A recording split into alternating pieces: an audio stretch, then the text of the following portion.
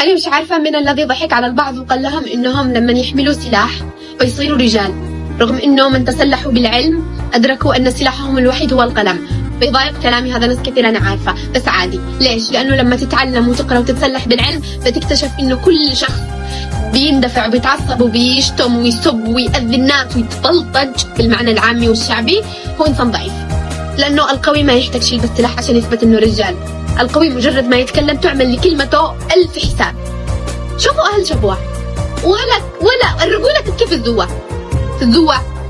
الرجولة تبكي في الزوة. والله العظيم أنا مش عارفة الإنسانية والرحمة متى نزعت من قلوبنا. شعب الإيمان والحكمة والقلوب اللينة، أرق قلوب ألين أفئدة، متى راحت مننا؟ صرنا ندخل الفيسبوك قضايا قتل قتل قتل. الحكومات ليش تسمح بحمل الأسلحة؟ أنا في المصعد في تعز لأول مرة أزور تعز، ألاقي لكم ناس أشعث أغبر زي ما يقولوا وحامل إيكي. ليش؟ رايح يشتري غداء. ايش توصلوا لنا؟ تجندوا الاطفال الصغار وتكبروا الكبار على اسلحه وعلى تجنيد عشان يصفوا حساباتهم. واحد خرج بالسلاح اشتبه بواحد يشبه ابن خالته اللي تصايح وهو على صحن رز قبل 50,000 سنه وصفى دمه، والثاني قتل امام المسجد ليش يأذن وهو يرقد. ايش في؟ احنا وين عايشين؟ احنا ايش؟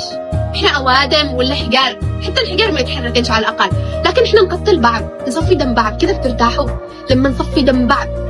والله العظيم إنه السياسات الخارجية اللي تهدف دائما إلى تدمير المجتمعات تزرع بينهم الفتنة، تقول لهم تقاتلوا وتحزبوا وصيروا طوائف وصيروا أحزاب وشلوا الأسلحة وقتلوا بعض.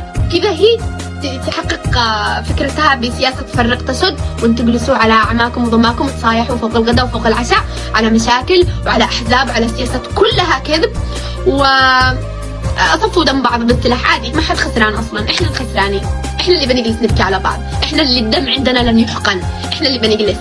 والحكومات تجلسي تفرقي، خلي كل من هب ودب يحمل سلاح وصفوا دم بعض وانت جلسي تفرقي. حكومات فاشله قد لا قدرت تحقق للمواطن مطالبها ولا قدرت تسوي شيء، على الاقل توقف حمل السلاح.